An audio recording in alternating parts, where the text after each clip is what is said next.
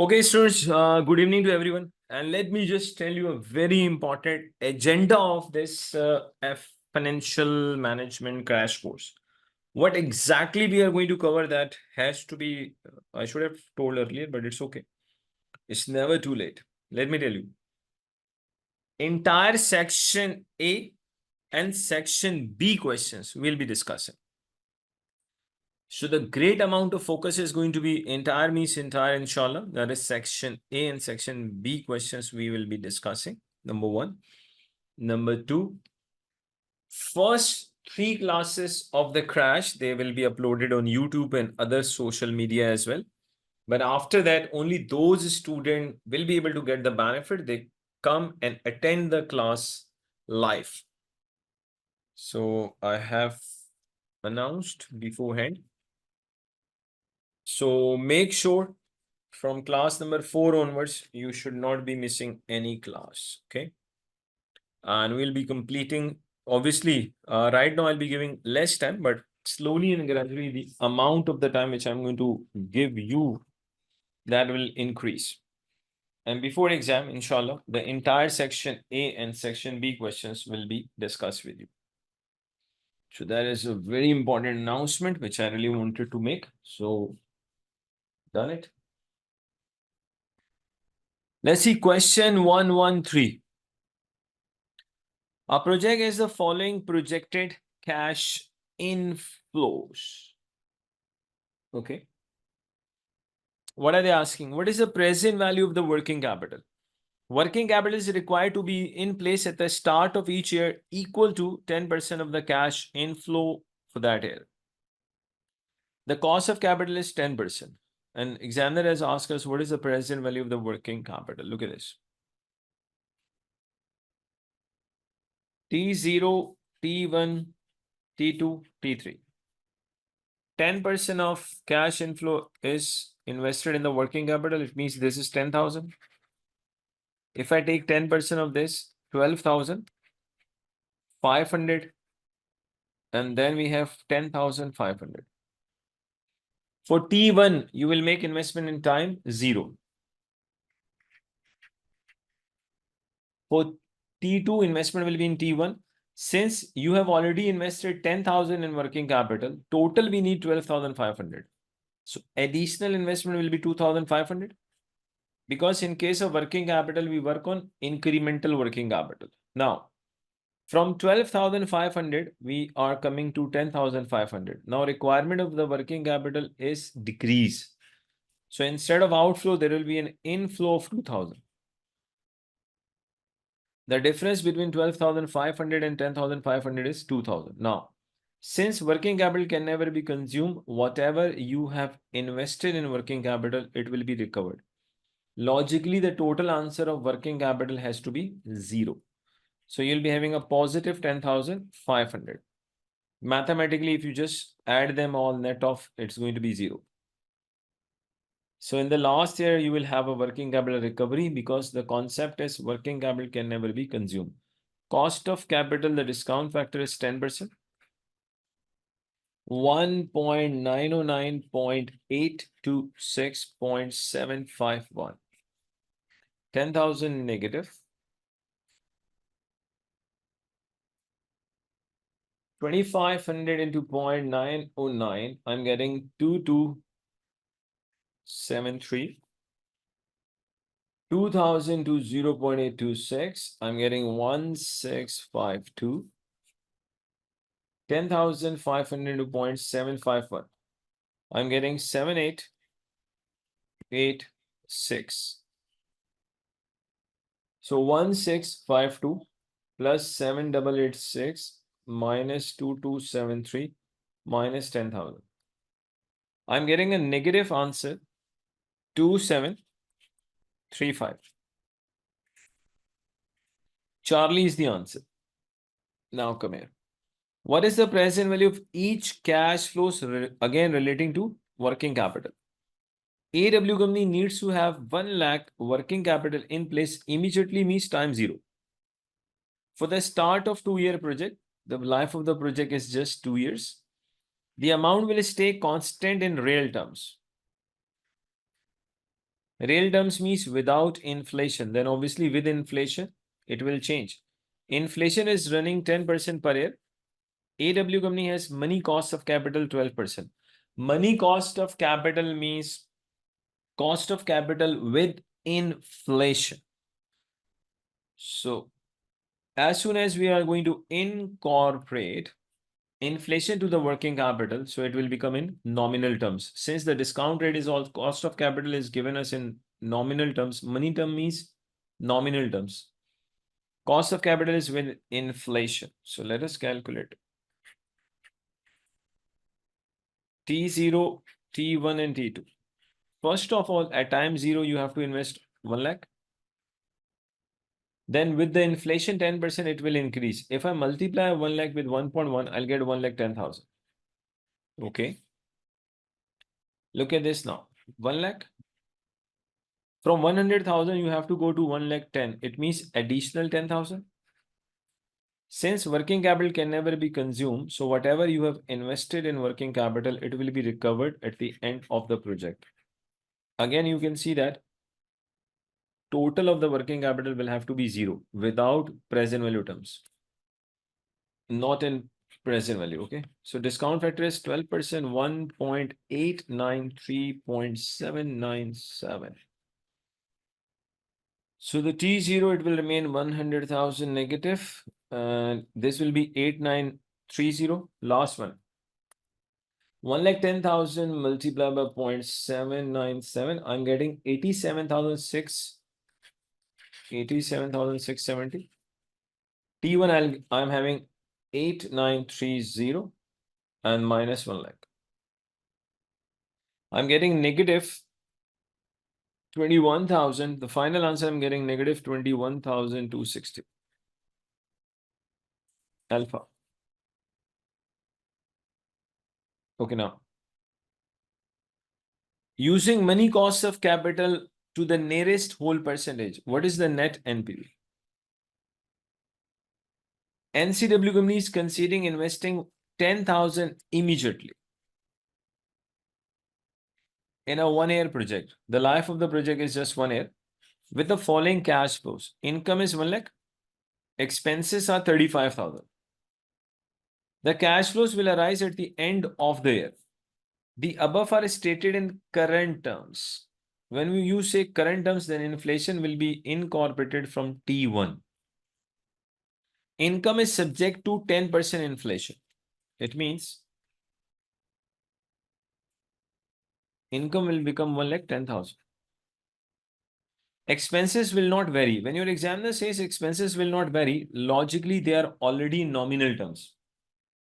Expenses will not vary. The interpretation is then logically they are already in nominal terms. Nominal terms means they already have the impact of inflation. Okay. The real cost of capital is 8%. General inflation is 2%. Examiner has specifically asked us to use money cost of capital means nominal. Another term for the nominal is monetary. Use money cost of capital to the nearest whole percentage for NPV. By using Fisher effect,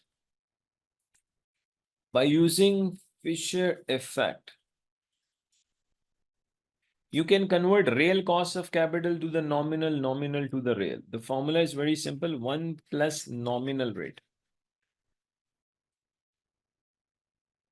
is equal to 1 plus real rate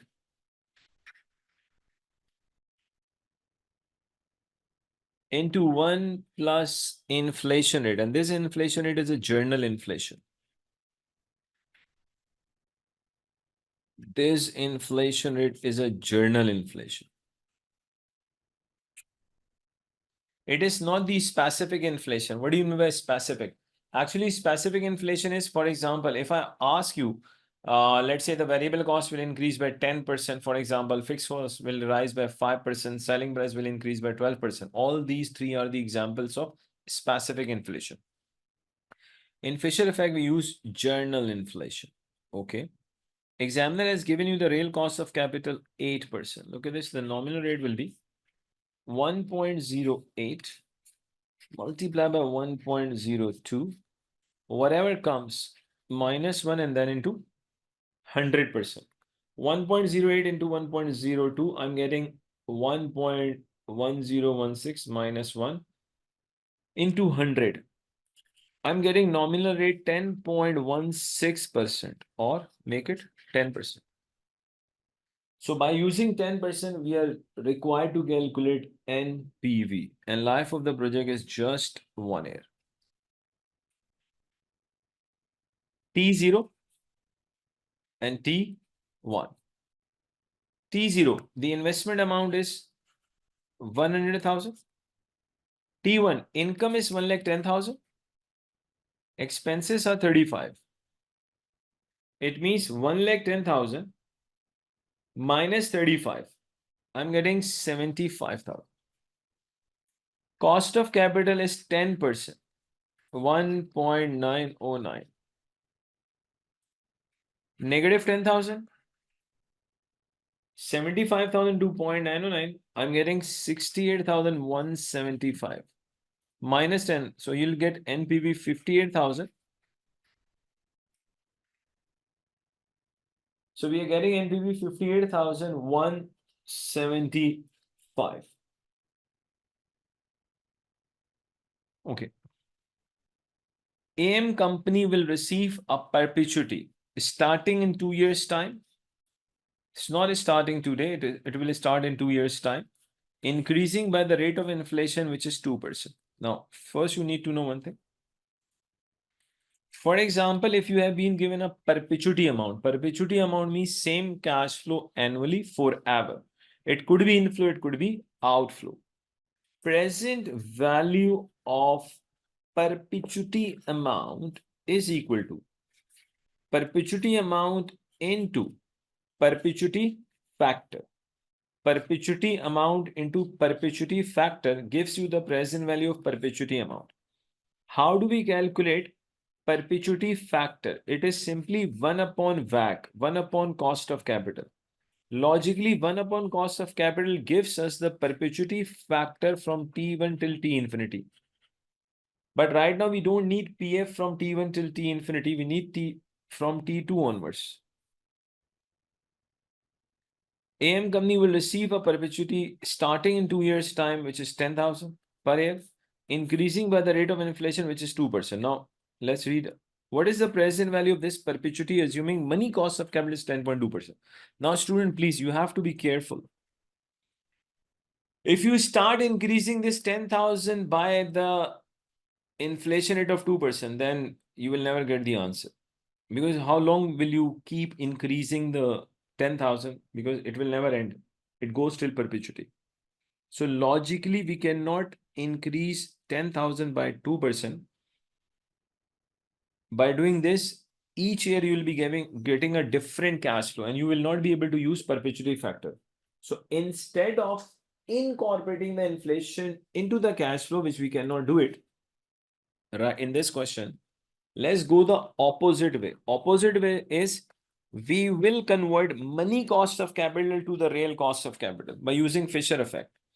In this way, the benefit will be we are not incorporating inflation to the cost of capital, or we are not incorporating inflation to the cash flow. So your cash flow will remain in real terms. And by using Fisher effect, we can convert this money cost of capital into real. So you will be having real cash flows discounted by the real cost of capital, which is perfectly acceptable. Logically, real cash flow, we need real discount factor. Nominal cash flow, we need nominal discount factor. Here, by using Fisher effect, we have to convert this nominal cost of capital into real. So real rate is equal to 1.102 divided by 1.02 minus 1. So 1.102 divided by 1.02 minus 1, I'm getting 8%. Now very easily we can calculate the present value perpetuity factor. PF 1 upon 0.08 gives me 12.5, but this 12.5 is logically from T1 till T infinity. We don't need perpetuity factor from T1, we need from T2. So simply deduct discount factor of year one at 8%. So let's see what is the discount factor. This is 0.926. So 12.5 minus 0.926, I'm getting 11.574.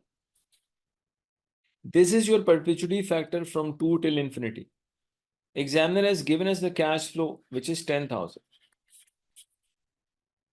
So it means the present value is 1,15,740. Let's see what is the answer. Charlie. Okay. FW company is expecting a receipt of 10,000 in real terms in 1 year's time. FW company expects inflation to increase and receipts are expected to rise in line with inflation. With the general rate of inflation, receipt will rise by in line with the general rate of inflation. What impact will this have on the present value of that receipts? Let me show you something. Let's say T1, T2, take the cash flows, assuming 100 and 200. Discount factor, I'm assuming 10%, 0.909 and 0.826. 90.9 and 165.2 if I'm not wrong. T1, T2, cash flow is 100, 200. Assuming the general inflation rate is 5%, 1.05 and 1.05, then a square. 105, let me use here. 200 into 1.05 and then a square. 220.5. Since we have incorporated the inflation, so you can say these are the nominal cash flows. If these are the nominal cash flows, 105 and 220.5, it means above cash flows are real. If above cash flows are real, it means the discount factor which we earlier used, this is a real cost of capital. Since we have converted real cash flows to nominal, so we have to convert a real cost of capital to nominal by using Fisher effect. If you use the Fisher effect, you will get a discount factor 15.5%. Look at this. Nominal rate is equal to 1.1 into 1.05, whatever comes minus 1. So definitely you'll be getting 15.5%. Now we have to discount at 15.5%. So multiply this with 1.155 minus 1. 1.155 minus 2. Let me use the calculator. 105 multiplied by 1.155 power minus 1. I'm getting 90.9. 220.5 into 1.155 power is minus 2. I'm getting 165.2. Very important concept. Look at this value, this. Listen and listen carefully. If there is a general inflation rate which affects your cost of capital as well as cash flows, then it makes no difference on the present value. Either you are calculating present value by using real terms or nominal terms, provided that cost of capital as well as the cash flows both will have the impact of only general inflation. We know that cost of capital only incorporates the general inflation effect by using Fisher effect. Over here in this question, examiner has specifically mentioned that general inflation is also affecting the receipts. So when your cash flows are subject to general inflation, either you calculate present values in real terms or nominal, there will be no effect. Okay. Now, what are they asking? Using nominal approach and discount rate table provide what is the NPV? Okay, we just need to calculate NPV. Let's see. First here. Shadow line company is a money cost of capital 10%. If inflation is 4, what is the shadow line real cost of capital? To 1 decimal place. Real rate.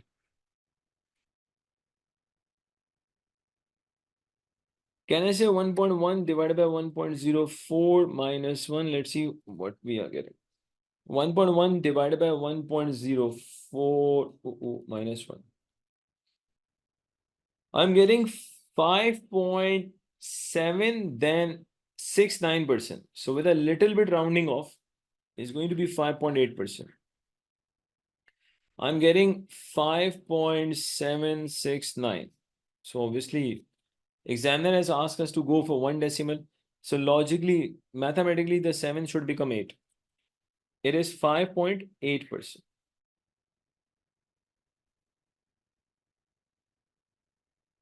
Okay, using nominal approach and discount table. What is the NPV of the project? We just need to calculate NPV of the project. Let's see. A company is appraising a 3-year project which requires an initial outlay is 30,000. So your initial investment is 30,000. The project is expected to give the following cash inflows on 31st December each year. Okay. All of the above cash flows are before taking the account of specific inflation 5%. So it means you have to incorporate this specific inflation 5% per year. The real cost of capital is 4% and nominal cost of capital is 14. Examiner has already given you the nominal cost of capital. So obviously we'll be using 14% to calculate NPV because examiner has specifically mentioned using a nominal approach discount rate table. Now look at this.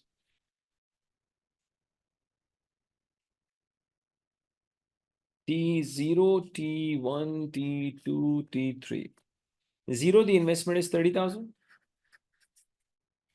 1.05, 1.05 is square, and then 1.05, the power is 3. So the first one will become, let me use a calculator, 10,000 into 1.05. I'm getting 10,500. 20,000 multiplied by 1.05 is square.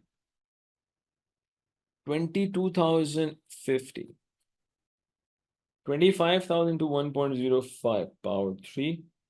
I'm getting 28,941. Discount factor is 14%. So that is 1.877.769.675. It is 30. So 10,500 into 0.87700. I'm getting 9,208.5. So 9209. 22,050 multiplied by 0.769. I'm getting 16,956. 956. 28,941 into 0.675. I'm getting 19,535. Let's see what is the NPV. 19,535 plus 16,956 plus 9,209 minus 30. I'm getting 15,700.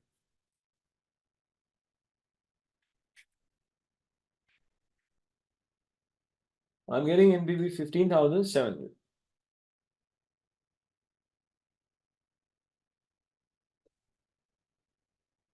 Okay. Which of the following is true about the inflation figure that is included in money cost of capital? Actually, by using Fisher effect, you convert real cost of capital to nominal to money cost of capital. And in Fisher effect, we use journal inflation suffered by the investor. It is historic and specific. No, it is historic journal inflation.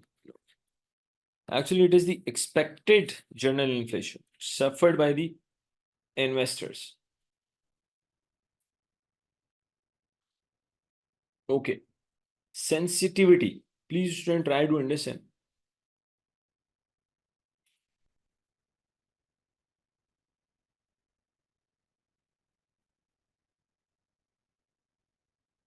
Actually, sensitivity analysis is the technique which gives you the information that how much adverse change in your variable will make your NPV zero.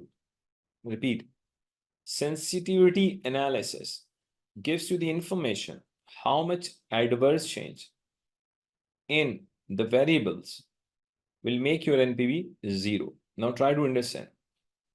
The smaller the change, which makes NPV zero, your project is more riskier on that factor. For example, if sensitivity analysis findings tell you that if the selling price reduces by 2%, if the selling price reduces by 2% and your NPV becomes zero. Another finding is, for example, if the variable cost increases by 10% and NPV becomes zero, so obviously we'll say that project is more sensitive on selling price as compared to variable cost. Now, what sensitivity analysis does, it gives you the information how much adverse change in the variable is going to make your NPV zero.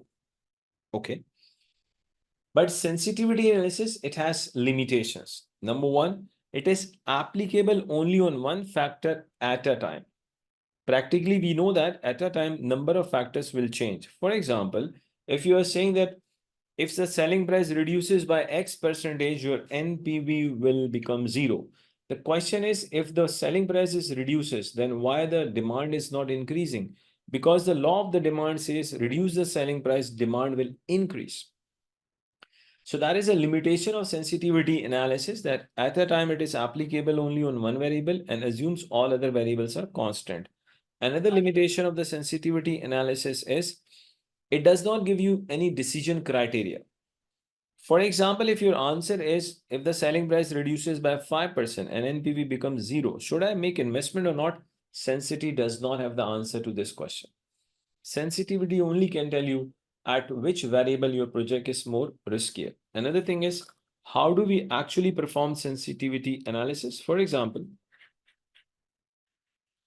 if I'm applying the sensitivity analysis on selling price, so obviously, if the selling price is going to reduce, then your NPV becomes zero. So sensitivity percentage. We'll take NPV divided by the present value of the variable, present value of sales into 100. Second, if I'm applying sensitivity analysis on variable cost, adverse change is increase in the variable cost. So sensitivity percentage is equal to NPV divided by present value of variable cost into 100. Fixed cost. Obviously, we know that in investment appraisal, we only consider additional fixed cost. We only consider the relevant fixed cost. And rise in the fixed cost is an adverse event. Sensitivity percentage is equal to NPV divided by present value of fixed cost into 100. Sales volume. Obviously, if the sales volume reduces, so that is an adverse event. Why we are after finding adverse event? Actually, sensitivity gives us the information how much adverse change in the variable is going to make your NPV zero. So sensitivity percentage is equal to NPV divided by present value of contribution. Why present value of contribution? Because when your sales volume reduces, then two things will reduce, your sales as well as variable cost. And product of sales and variable cost is the contribution. Now, very important point. The formula is NPV divided by present value of sales if you are applying on selling price. Variable cost, NPV divided by present value of variable cost. Fixed cost, NPV divided by present value of fixed cost. And obviously present value of total fixed cost, present value of total contribution. Now listen and listen carefully. If your NPV is after tax, then all the variables which are in the denominator, they will have to be after tax. So important point is if NPV is after tax, then all variables will be after tax. If we need to apply sensitivity analysis on cost of capital, so we should know that when the cost of capital increases, then NPV becomes 0. So sensitivity percentage is equal to IRR is the discount rate where NPV becomes 0. So IRR minus cost of capital divided by cost of capital.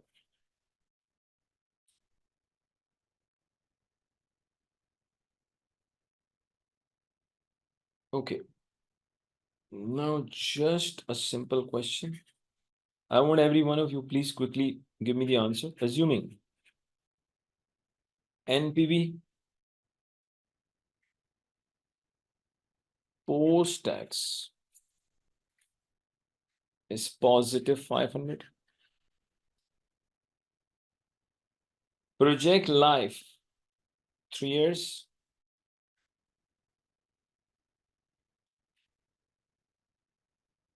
T1, T2, T3.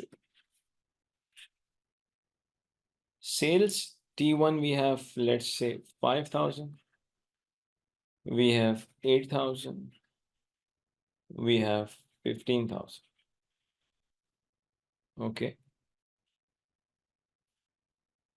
Tax rate is 30%. Paid with a delay of 1 year.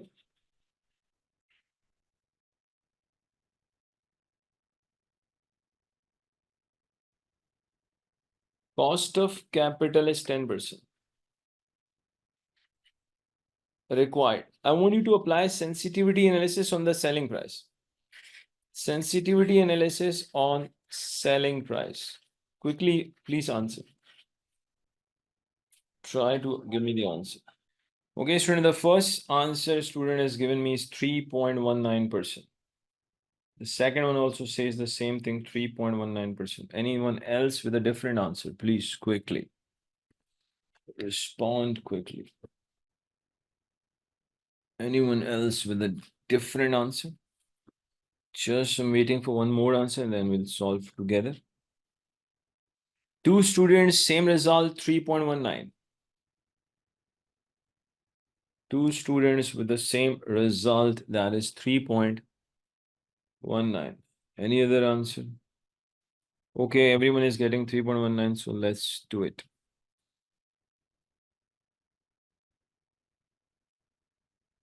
T1, T2, T3, and T4. Sale is 5,000, 8,000, and 15,000.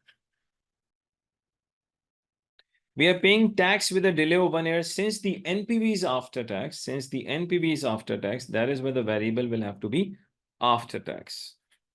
Otherwise, we know that we never apply tax on sales. We apply tax on the taxable profit.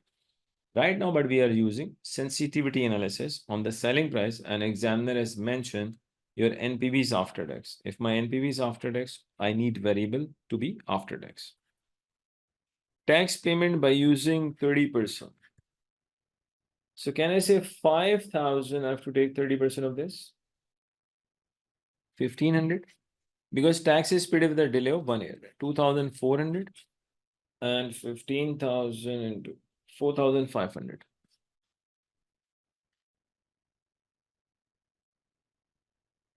So this is 5,000, 8,000 minus 1,500, 6,500, 15,000 minus 2,400. I'm getting 12,600 and negative 4,500. Discount factor is 10%, 0.909, 0.826, 0.751, 0.683.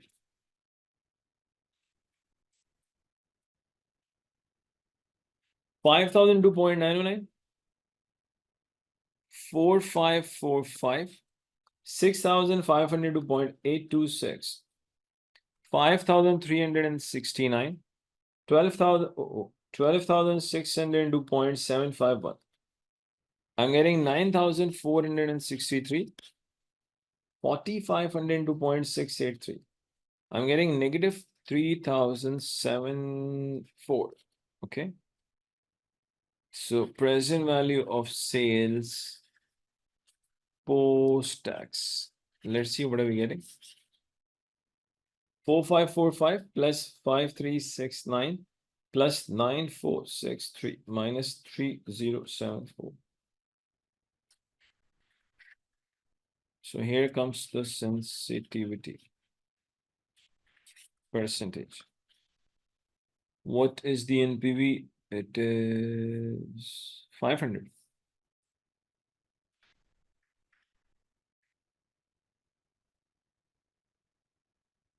So 500 answer into this 3.06 or maybe 7.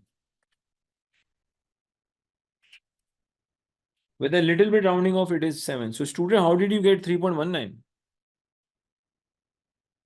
What you did? Why you were getting 3.19? Students, the answer is slightly different with me. Please check.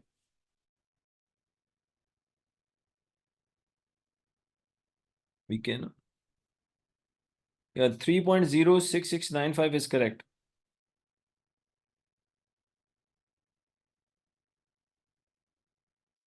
You people did not deducted the tax payments.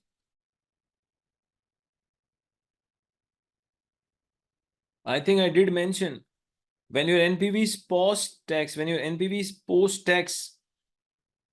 then variable will have to be post-tax. I hope now it is clear to everyone. Now come here.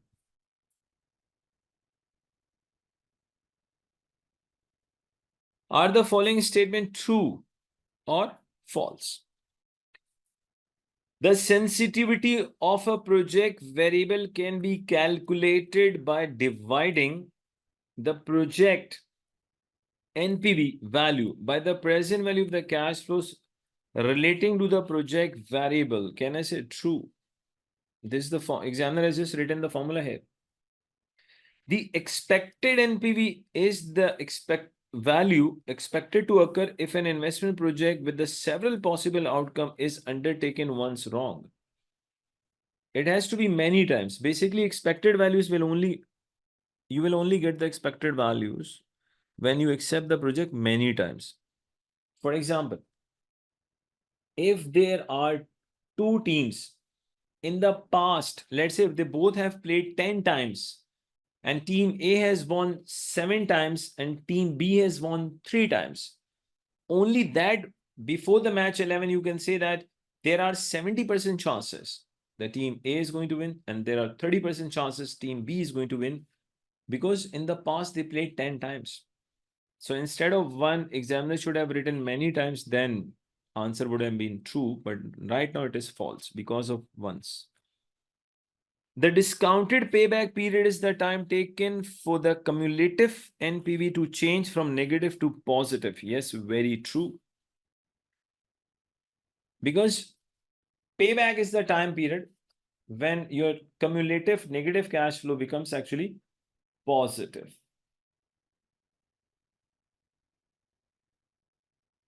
What is the expected value of NPV of the investment project? An investment project has a cost 12,000. This is the initial investment. Payable at the start of the first year of the operation. The possible future cash flows arising from the investment project have been following present values and associated probabilities. They have given you this in present value terms. Okay. Now we just need to calculate expected NPV. So it's very simple. Expected value of NPV is equal to just do this.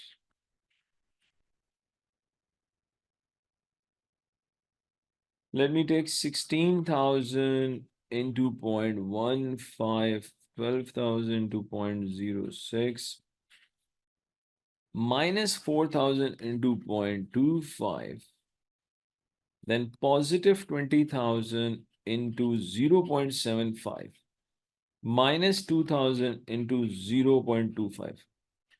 Whatever comes, deduct the initial investment, which is 12,000. Whatever comes in the bracket minus 12,000. Let me use the calculator. Just a minute. 16,000 multiplied by 0.15 plus 12,000 multiplied by 0.6 minus 4,000 into 0.25 plus 20,000 into 0.75 minus 2,000 into 0.25. I'm getting, the bracket gives me the answer 23,100. The answer of the bracket is 23,100. If I minus 12,000 from this, I'm getting 11,100. The final answer is 11,100. Okay, now.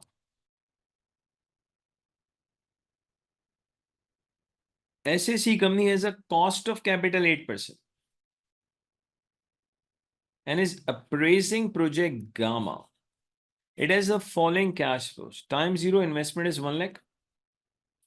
Then from T1 till T5, net cash flow is 40,000. So annuity amount.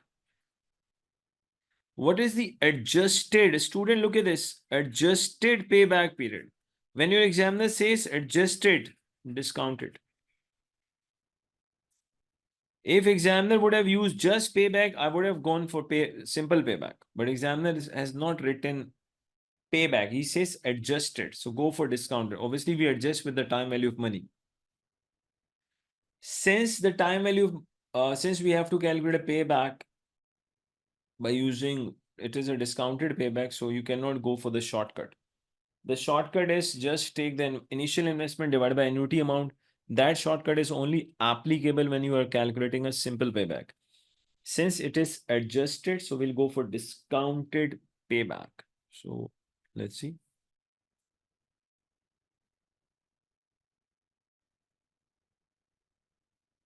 That is T0, T1, T2, T3, and so on. Cash flows. Let me take the cash flows in present value terms. Time zero, 1 lakh. 40,000 into 1.08 power minus 1. The present value I'm getting is 37,037. Then 40,000 into 1.08 power minus 2. I'm getting 34,294 with a little bit rounding off. 40,000 into 1.08 power minus 3. I'm getting 31,753. Just go for cumulative cash flows. Time zero, we have invested 1 lakh. In T1, you have recovered 37,037. So 1 lakh. You recovered 37,037. So it means how much is left? 62,963. Then 34,294. We are left with negative 28,669. So can I say before the end of third year? Before the end of third year, you will recover the amount. So payback period is going to be 2 years plus 28669 divided by 31,753. 31,753. So actually we are getting 2.9 years. Since all the options are in years, that is why I did not multiply this factor with 12. If you multiply 28,669 divided by 31,753, whatever comes, if you multiply that with 12, then you'll be getting answer 2 years and months. But choices are not given in months. So 2.9 year means, can I say just under 3 years. It is just under 3 years. Okay. A project has the following cash flows. Look at this. T0 investment is 110. T1, T4, net cash flow is 40,000. Fine. At the company's cost of capital is 10%. NPV of the project is 16,800. Okay. Applying sensitivity.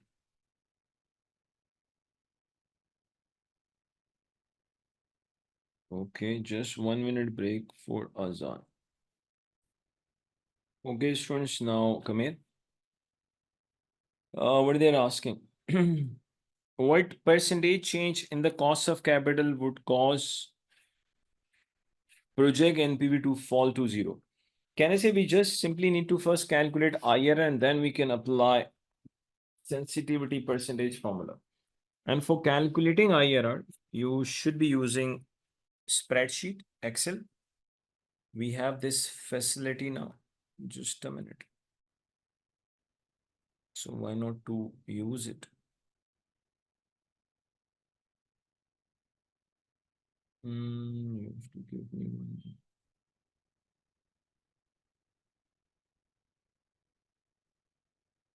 So, okay. Let me bring the Excel sheet.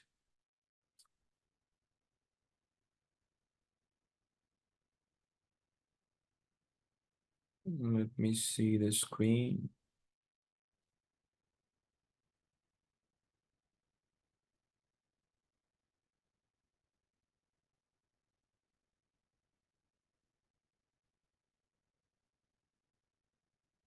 Let's see, what are you watching right now?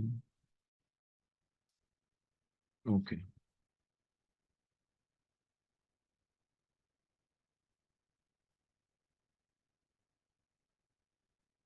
So let us simply use the IRR formula. 0, 1, 2, 3. What is the life of the project? 4 years.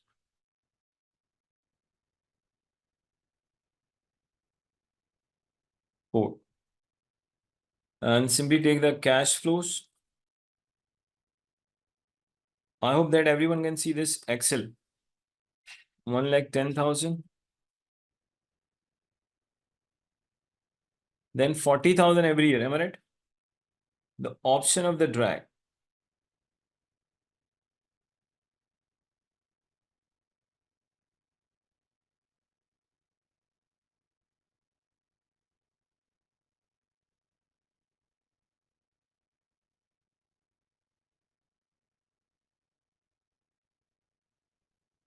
I'm getting IRR 17%. Cost of capital examiner has given us 10%. So sensitivity.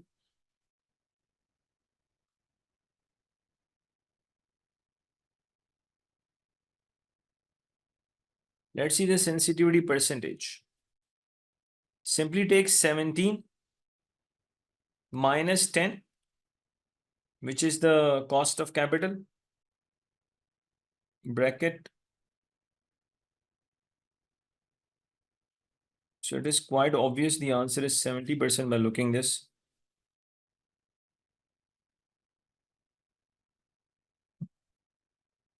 So your answer is 70%.